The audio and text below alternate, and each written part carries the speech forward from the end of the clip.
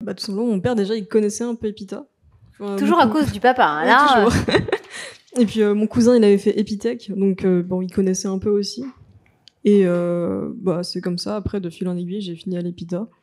Le concours s'est bien passé. Oui, le concours s'est très bien passé, étonnamment. Enfin, je m'attendais à vraiment quelque chose... T'étais trop forte. T'étais trop forte pour le concours. Je dirais pas ça, mais... Non, il s'est vraiment très bien passé. Les entretiens, ils étaient... Enfin, oui, juste, ça semblait naturel. Puis, bon, avec les échanges aussi, ça a confirmé mon envie de rejoindre l'Épita.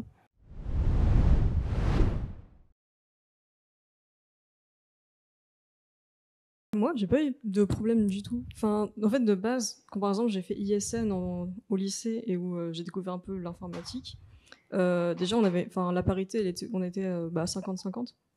Et quand je suis arrivée à Epita, enfin, même au concours, en fait, ça m'a pas spécialement choquée. Enfin, je me suis pas posé la question de est-ce que les femmes avaient leur place ou pas, ou est-ce que j'aurais d'autres copines dans ma promo. Et ce qui m'a choquée, enfin là, c'est quand Juliette tout à l'heure disait que dans sa promo 2014, il y avait 10% de filles. Dans ma promo aussi, en fait, il y a 10% de filles. Et ça n'a pas énormément changé. Mais ce qui me rassure quand même énormément, c'est de voir que dans les dernières promos, là, récemment, on a presque peut-être doublé le pourcentage de filles. Et ça, c'est très encourageant et ça montre que les filles ont de plus en plus leur place et que les filles ont tendance à avoir du coup de moins en moins de problèmes.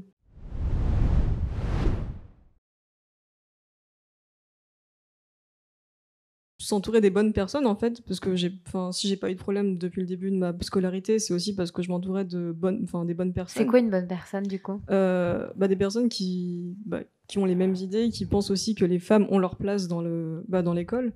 Et c'est pour ça aussi que Et qui pense ça, à l'Épita? Au final, beaucoup de monde, plus qu'on pourrait le penser. Et c'est ça qui fait plaisir. Et puis c'est pour ça qu'aussi il y a des associations qui font des choses pour favoriser la mixité dans l'école.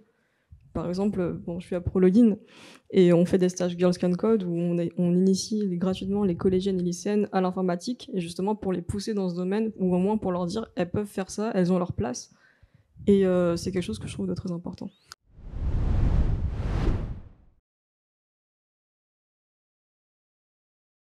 Je dirais que LinkedIn, oui, c'est quand même un très bon outil parce que c'est là que tout le monde, toutes les personnes du monde professionnel se trouvent. Et grâce à ça, par exemple, on a trouvé de nombreuses intervenantes pour nos stages Girls Can Code. Et on a pu rencontrer des personnes assez formidables. Enfin, Claire Calmejane, directrice innovation à la Société Générale, ou Hélène Diep, qui est CEO d'une entreprise. Enfin, c'est des personnes assez formidables et qui finalement se retrouvent être assez disponibles et ouvertes à la discussion. Elles sont là pour répondre à nos questions. C'est pas la première fois qu'on a des intervenantes qui viennent nous dire après, n'hésitez pas à nous contacter, qui le disent à des collégiennes et lycéennes aussi qui sont en recherche d'orientation. Et je trouve que c'est quelque chose qui m'a beaucoup été utile et que j'espère pouvoir transmettre à mon tour et aider les autres futurs ingénieurs peut-être.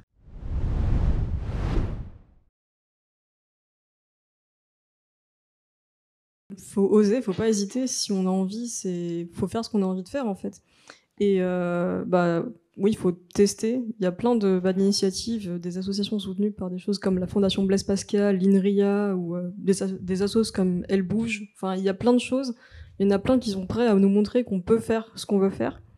Et faut pas hésiter à les contacter, à aller vers elles et à se renseigner, à creuser là où ça nous intéresse et voir si vraiment ça nous plaît. Et oui, il faut juste se lancer, quoi.